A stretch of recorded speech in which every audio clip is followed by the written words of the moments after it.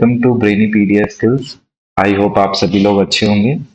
And ये हमारा rapid PYQ session जो है, इसमें आप सभी का बहुत बहुत स्वागत है। एक्चुअली आप लोगों को पता होगा कि हमने एक टॉपिक उठाया था जुडिशरी, ऐसे करके हम सिंगल सिंगल उठाएंगे और उसकी रैपिड एमसीक्यू वाई सीरीज हमने शुरू करी थी। इसके अंदर हम मैक्सिमम नंबर ऑफ क्वेश्चंस को कवर करने की ट्राई करेंगे एक limited time frame. And I hope जो लोग भी इस सेशन को स्टार्ट कर रहे हैं, जो लोग भी इस सेशन को देखेंगे, आई होप उन लोगों ने एक बार वो जुडिशियल टॉपिक को गो थ्रू कर चुके हैं। तभी आपके लिए ये बेनिफिशियल है और तभी आपको पब्लिक की पॉइंट्स यहाँ पे समझ में आएंगे। अगर आप बिगिनर्स हैं तो आप डेप्थ एनालिसिस वाली सीरीज को देखें, क्योंकि वहां पे हर चीज को, हर पॉइंट वहां पे मेंशन होगा क्वेश्चन में, उस पॉइंट को एक्सप्लेन करा गया है। लेकिन यहाँ पे हम हर पॉइंट को एक्सप्लेन नहीं करेंगे। यहाँ पे हम क्वेश्चन को पढ़ेंगे, उस ऑप्शन को देखेंगे, ट्राई करेंगे कि वो गलत क्यों है, हल्का सा की पॉइंटर लेंगे कि ये सही होता तो क्या होता, बस। ठीक है, क्योंकि हमारा बेसिक एम पे है कि हम मैक्सिमम नंबर ऑफ क्वेश्चन को कवर कर पाए। एंड इसके बाद आप किसी भी जुडिशरी टॉपिक की कोई भी टेस्ट सीरीज उठाएगा, तो जब आप उस टेस्ट सीरीज को करने की कोशिश करेंगे, मैक्सिमम क्वेश्चंस आप देखेंगे कि आपसे बन रहे होंगे, राइट। तो हम स्टार्ट करते हैं जुडिशरी की टेस्ट सीरीज। एंड इसमें हमने काफी सारे पीवाईक्यूज देखे थे, अराउंड 20 के अराउंड थे क्वेश्चंस। 20 पीवाईक्यू के बाद हमने करा था हमारे नेक्स्ट फर्दर सुप्रीम कोर्ट से रिलेटेड क्वेश्चन। एंड हमने 42nd तक कर लिया था, 41st तक, 41 तक हमने कर लिया था। आज हम स्टार्ट करेंगे 42nd से। Right, you all are ready with high energy. ठीक है, तो स्टार्ट करते हैं। भाई देखो, पहला ही क्वेश्चन हमारा जुडिशियल रिव्यू से आ गया रिलेटेड। जुडिशियल रिव्यू हमने कहाँ से लिया है भाई? यूएसए से। तो कॉन्सेप्ट क्या है वो देखो। Consider the following statement regarding judicial review. चलो जी, बिल्कुल देख लेते हैं। The doctrine of judicial review originated and developed in USA. तो बिल्कुल सही बात है, जुडिशियल रिव्यू का जो कॉन्सेप्ट है वो यूएसए में ही तो डेवलप हुआ था। यूएसए में फर्स्ट टाइम ये कब डेवलप हुआ था? मैं उम्मीद कर रहा हूँ आप लोगों ने जुडिशरी पढ़ी है। देखो, फर्स्ट टाइम यूएसए में ये जो है 1803 में डेवलप हुआ था। 1803 में कौन सा केस चला वहां पे उस टाइम पे? मरबरी वर्सेस मेडिसन केस। ठीक है, मरबरी वर्सेस मेडिसन केस था 1803 में, जिस टाइम पे जुडिशियल रिव्यू का कॉन्सेप्ट जो है ओरिजिनेट हुआ था। और जो उस टाइम के चीफ जस्टिस थे सुप्रीम कोर्ट के, अमेरिकन सुप्रीम कोर्ट के, वो थे जॉन मार्शल। ठीक है, तो ये हमारा ऑप्शन बिल्कुल सही है, ये करेक्ट हो गया। सेकेंड है, the power of judicial review can not be curtailed even bye constitutional amendment. बिल्कुल सही बात है। ये चीज हमें कहाँ पे भाई, जुडिशियल रिव्यू को एज अ बेसिक स्ट्रक्चर बता दिया था हमारे कॉन्स्टिट्यूशन का, कि कॉन्स्टिट्यूशनल अमेंडमेंट के थ्रू भी इसको खत्म नहीं करा जा सकता। तो ये चीज हमें कहाँ से पता लगी थी? मिनेर्वा मिल केस। ये केसेस बहुत इंपॉर्टेंट हो जाते हैं जब आप मेंस की आंसर राइटिंग करेंगे एंड जुडिशियल रिव्यू से रिलेटेड कोई कॉन्सेप्ट आ गया, कोई भी क्वेश्चन जुडिशियल रिव्यू से रिलेटेड आपको देखने को मिला, तो वहां पे ये काफी ज्यादा मदद करेंगे आपकी आंसर फॉर्मेशन में। तो केसेस को याद रखने की कोशिश करना। एंड हम भी ट्राई करेंगे कि एक सीरीज लेके आए जिसके अंदर आपके सारे केसेस को एक वेल डिफाइंड स्ट्रक्चर में कवर करा पाए। तो मिनर्वा मिल केस जो कि 1980 हुआ था, उसमें जुडिशियल रिव्यू को एज अ बेसिक स्ट्रक्चर बता दिया था कि भाई जुडिशियल रिव्यू तो हमारे इंडियन कॉन्स्टिट्यूशन का एक बेसिक स्ट्रक्चर है। तो इसीलिए तो ये हमारे दोनों ही सही होंगे एंड आंसर हो जाएगा हमारा B1 and 2। क्वेश्चन पर एक इसकी पीडीएफ, इसकी सॉफ्ट कॉपी भी आप लोगों को प्रोवाइड करी जाएगी, जिससे आप प्रैक्टिस कर सको। ठीक है, ये शीट तो मैं पूरी गंदी कर देता हूँ, देखो। तो अभी स्टार्ट करते हैं क्वेश्चन नंबर 43 से। क्वेश्चन नंबर 43 है कि the constitution says that the senior most जज of the supreme court should alone be appointed as the chief justice of India. बात कौन कह रहा है? कॉन्स्टिट्यूशन। क्या कॉन्स्टिट्यूशन चीफ जस्टिस की अपॉइंटमेंट की बात करता है? नहीं, हमारा कॉन्स्टिट्यूशन कभी भी चीफ जस्टिस की अपॉइंटमेंट की बात नहीं करता। ये तो हमने केसेस थ्रू इसको इवॉल्व कर दिया। ठीक है, तो ये जो है फर्स्ट जज केस आया, सेकंड जज केस आया, और ये जो सेकंड जज केस था, ये सेकंड जज केस में ये वाली बात हुई थी कि जो चीफ जस्टिस है हमारे इंडिया के, ठीक है, वो जो अपॉइंट करे जाएंगे जनरली है वो सुप्रीम कोर्ट के सीनियर मोस्ट जज होंगे।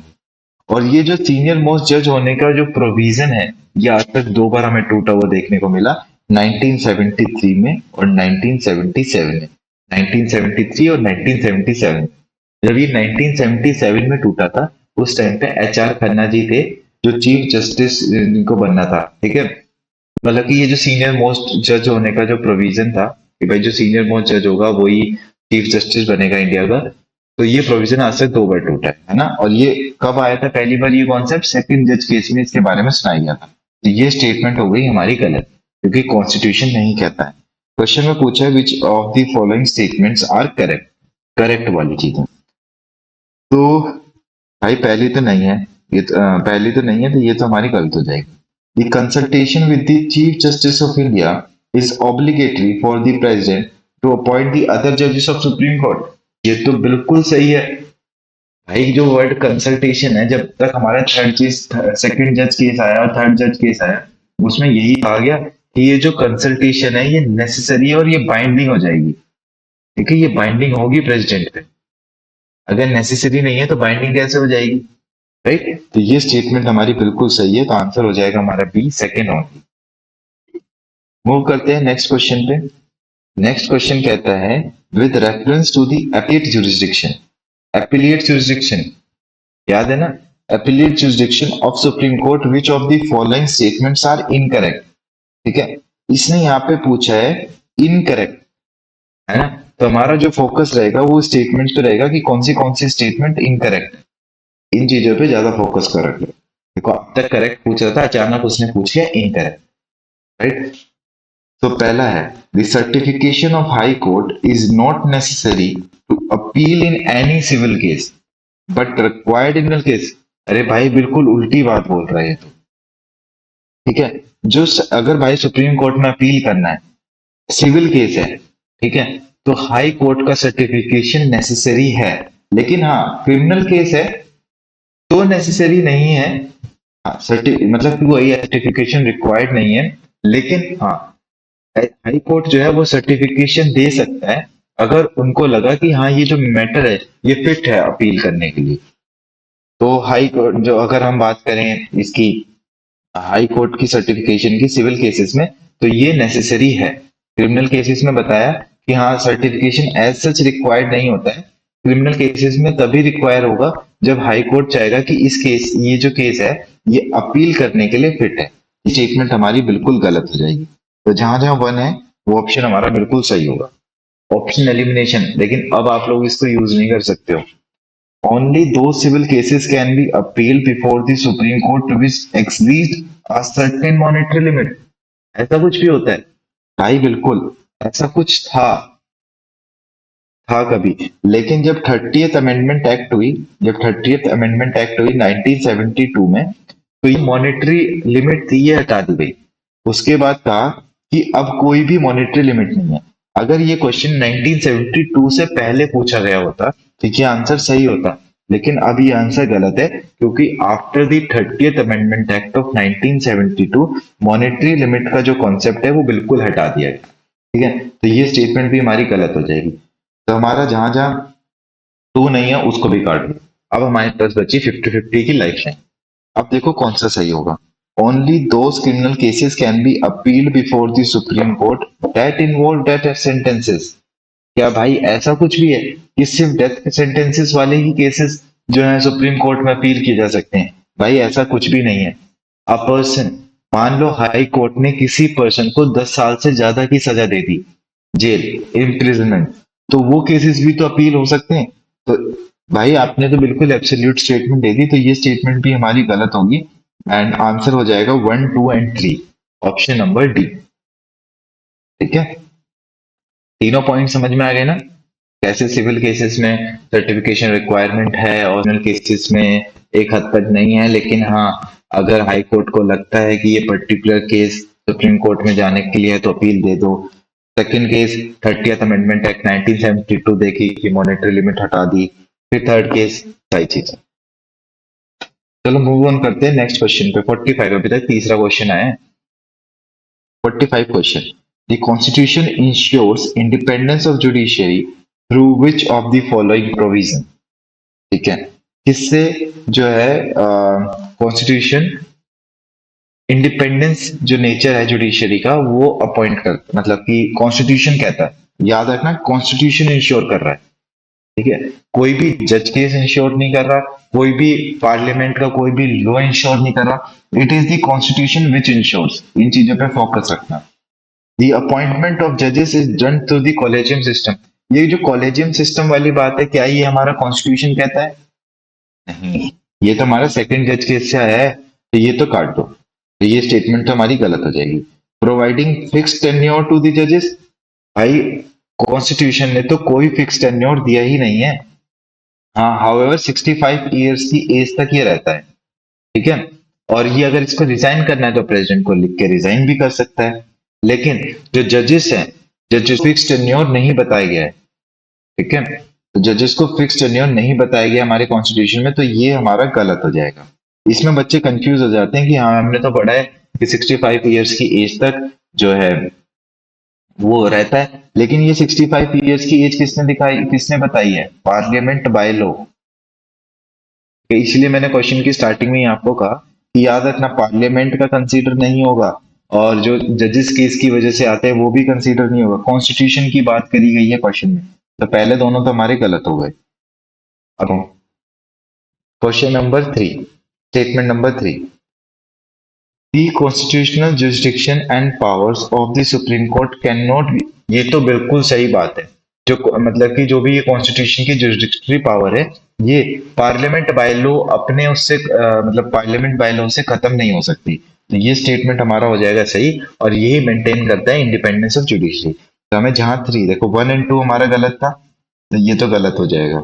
1 गलत था, ये ऑप्शन तो हमारा ऑटोमेटिक आ गया आंसर, तो 3 एंड 4, तो ये तो सही है।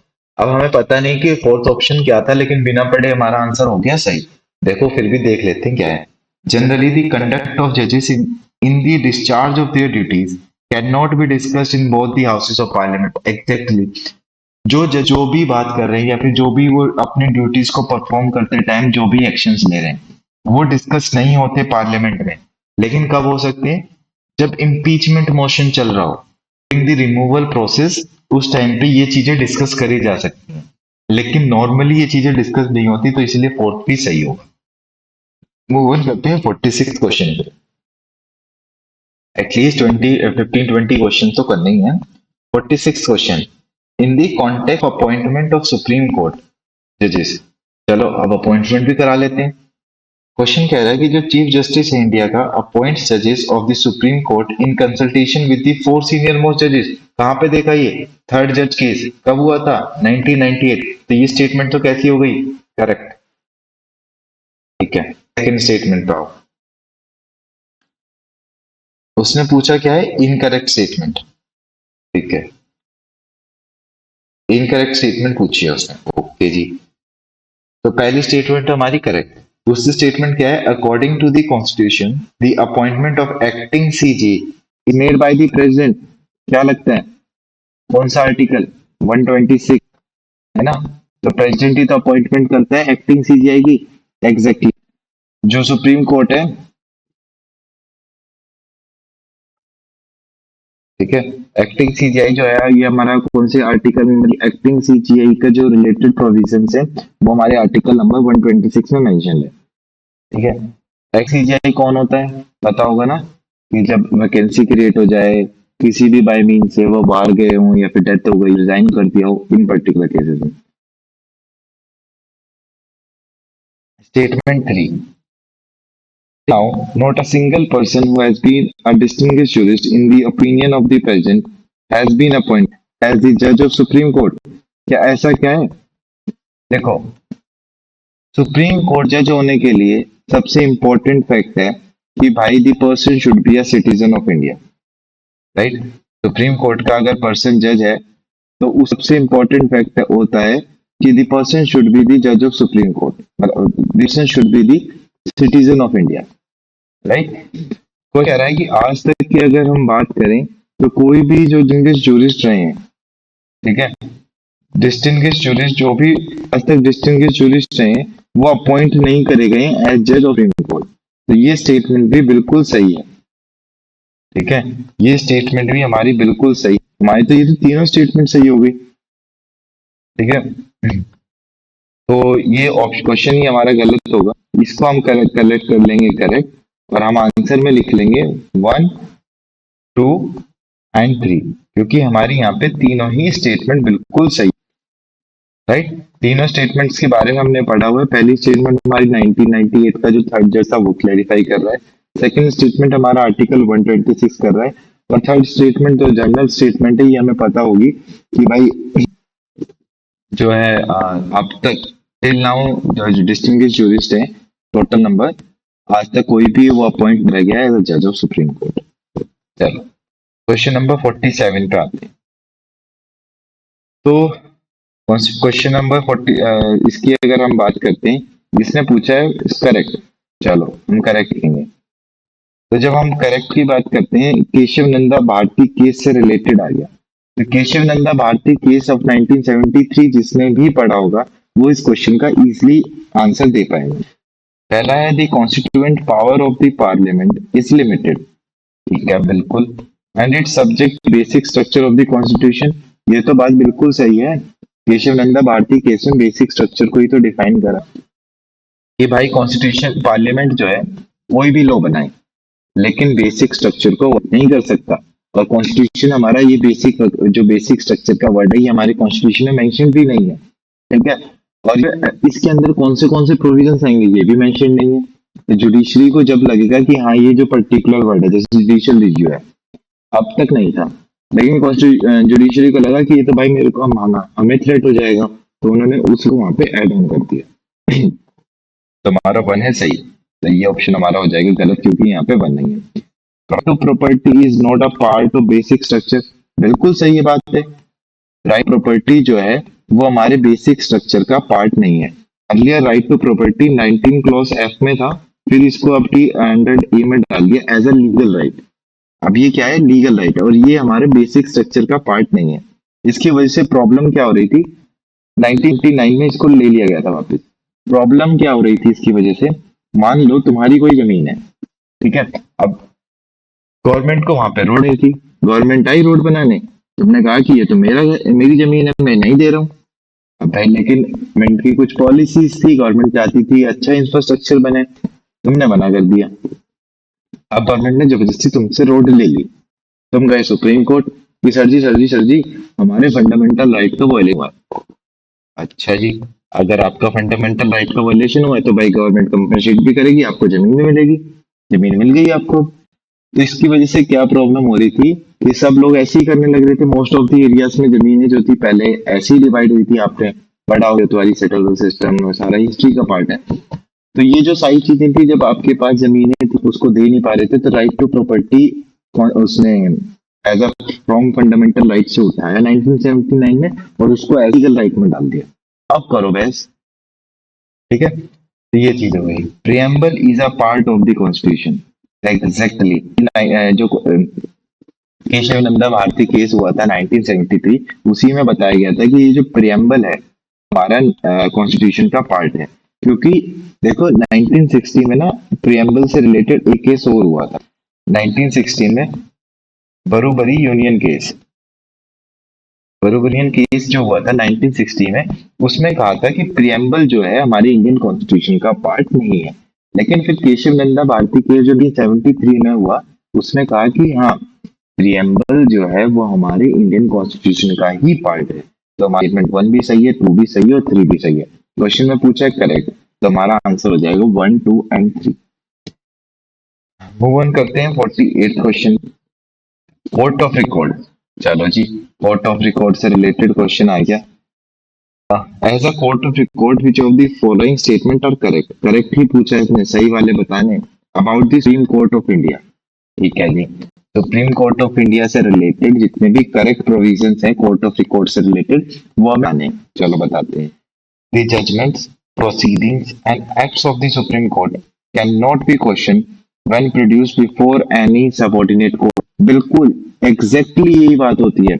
अगर कोई हायर कोर्ट में, मतलब लोअर कोर्ट में अगर कोई भी स्टेटमेंट है, कोई भी क्लैरिफिकेशन आई है, तो वो अपील करी जा सकती है सुप्रीम कोर्ट में। लेकिन अगर वही चीज सुप्रीम कोर्ट में आ गई, भाई सुप्रीम कोर्ट तो अपेक्स कोर्ट है, इस पर तो कोई कोर्ट है ही नहीं। सुप्रीम कोर्ट अपने जजमेंट्स को खुद रिव्यू करता है, लेकिन कोई अदर कोर्ट उसके जजमेंट्स को रिव्यू नहीं कर सकता। तो ये स्टेटमेंट हो जाएगी मेरी, अच्छा sorry, can not be question है ना, तो ये स्टेटमेंट हो जाएगी मेरी सही। ठीक है। Second, the Supreme Court has the power to punish for the contempt of all court, including the lower courts. Lower courts, sorry. So जो सुप्रीम कोर्ट है इसके पास तो पावर कि अपनी ही नहीं, अगर हाई कोर्ट में भी या फिर सबऑर्डिनेट कोर्ट्स में भी या फिर ट्रिब्यूनल्स में भी कंटेम्प्ट ऑफ कोर्ट लगाना हो तो सुप्रीम कोर्ट इजीली लगा सकता है। तो हमारा आंसर हो जाएगा B1 and 2।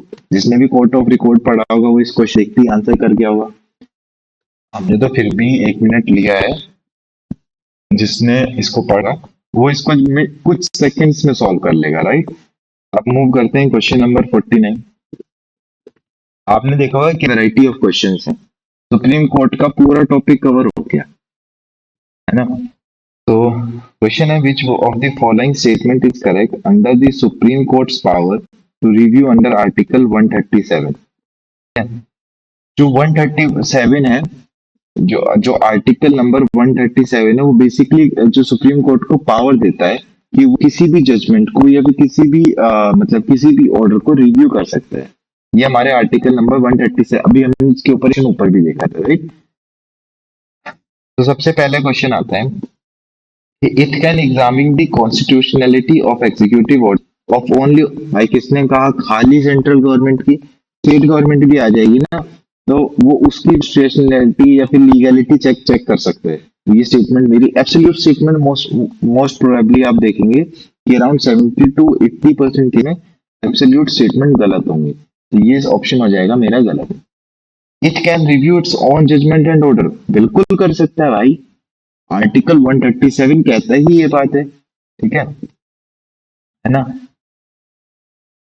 और अगर आपको रिव्यू करवाना है अपने जजमेंट को तो उसमें एक टाइम फ्रेम भी दिया हुआ है 30 डेज का कि भाई अगर आपको अपने ही जजमेंट को रिव्यू कराना है तो आप एक रिव्यू पिटीशन फाइल लो जिसका टाइम है 30 डेज का। ये भी हमने ऊपर पढ़ा था एक क्वेश्चन में कि अगर एक्स हो जाए 30 डेज से, हाँ, अगर आपके पास स्ट्रॉन्ग आर्ग्यूमेंट्स हैं अपने एक्सटेंशन को प्रूव करने के तो वो भी रिव्यू पिटीशन एक्सेप्ट करती है। और ये डिस्क्रिशनरी पावर है सुप्रीम कोर्ट की कि वो आपकी रिव्यू पिटीशन को एक्सेप्ट करती है या फिर रिजेक्ट करती है, ठीक है। ये चीज हो गई। इसके बाद हम बात करते हैं इट कैन, देखो ये तो ऑप्शन हमारा सही हो गया क्वेश्चन में, एक ये मतलब 1 2 3 टाइप का क्वेश्चन नहीं था, तो ये यहीं पे हमारे सही हो जाते हैं। अब इसके बाद हम बात करते हैं option 3, it can review all the judgment and order passed by the high court through appeal. अरे नहीं भाई, ठीक है, मतलब जरूरी नहीं है ऐसा, ये ऑप्शन गलत है। It can review all international laws and, ये गलत है। इसमें हम जो बात करेंगे अगर हम इस ऑप्शन मतलब कि इसमें तो देखो all judgment order pass by the high court through appeal की अगर हम बात करते हैं तो हम आर्टिकल नंबर 136 को कंसिडरेशन में ले लें, ठीक है। और ऑल इंटरनेशनल लॉज और ट्रीटी को मतलब जो इंडिया मतलब देखो क्वेश्चन क्या, can review all international laws and treaty of which India is a signatory, ऐसा कुछ नहीं है, ठीक है।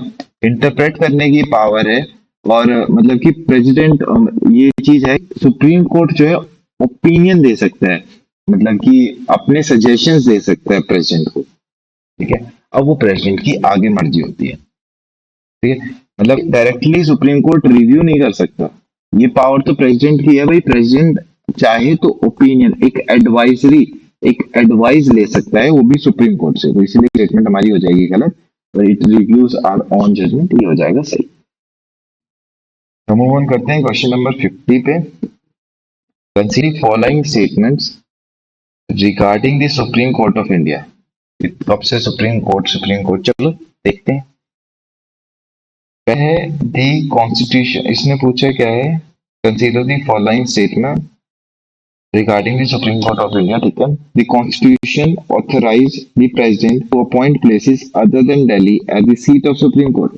भाई ऐसा कहाँ लिखा है, अब से यही चीज कंसल्टेशन यही तो पढ़ते हुए आ रहे हैं, तो ये तो स्टेटमेंट हो जाएगी गलत। उसने पूछा है करेक्ट, तो जहां पर देखने को मिले काट दो। अब आ गई हमारे पास बची 50-50 की लाइफ लाइन, तो यूज कर लें अपनी 50-50 लाइफ लाइन। तो जो ये दी कॉन्स्टिट्यूशनल केसेस और references made by the president under article 143 are decided by the bench of at least 5 जज case. Exactly.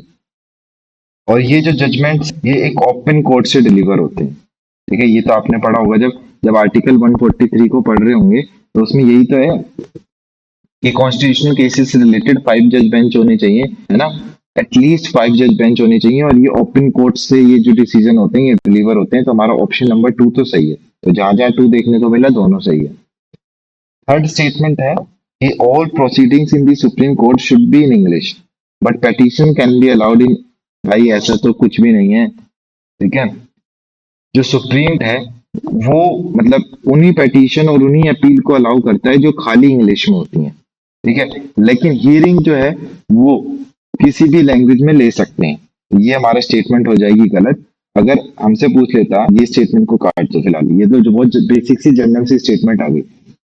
Petitions are allowed in Hindi along with English, तो ये स्टेटमेंट होती है हमारी गलत, because petitions are allowed only in English. तो हमारा third statement भी गलत हो जाएगा एंड हमारा ऑप्शन बचेगा इसका option number C. Move on करते हैं 51 क्वेश्चन पे। 51 क्वेश्चन कह रहा है reference to writ jurisdiction.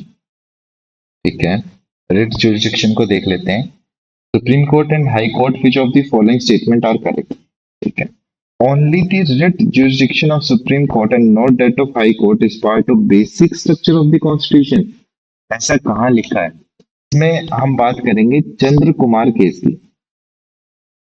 Chandra Kumar case जो कि हुआ था 1990-17 में, जिसमें सुप्रीम कोर्ट ने कहा था कि जो रिट जुरिसडिक्शन है ये सुप्रीम हाई कोर्ट का भी है और सुप्रीम कोर्ट का है। जो ये जो रिट जुरिसडिक्शन की पावर है हाई कोर्ट और सुप्रीम कोर्ट की, ये हमारे कॉन्स्टिट्यूशन का बेसिक स्ट्रक्चर है। ये कब हुई थी बात? चंद्र कुमार केस में। कब? 1997। तो ये तो ऑप्शन हमारा हो जाएगा गलत, पूछा उसने करेक्ट, ये तो इनकरेक्ट है। Unlike High Court, the Supreme Court cannot issue writ for the purpose other। बिल्कुल सही बात है भाई। जब रिट जुडिक्शन की बात आती है ना तो हाई कोर्ट के पास ज्यादा चॉइसेस होती हैं as compare to supreme court. ठीक है, तो ये स्टेटमेंट हमारी सही, तो आंसर हो जाएगा सेकंड ओनली, क्योंकि उसने पूछा था हमसे करेक्ट।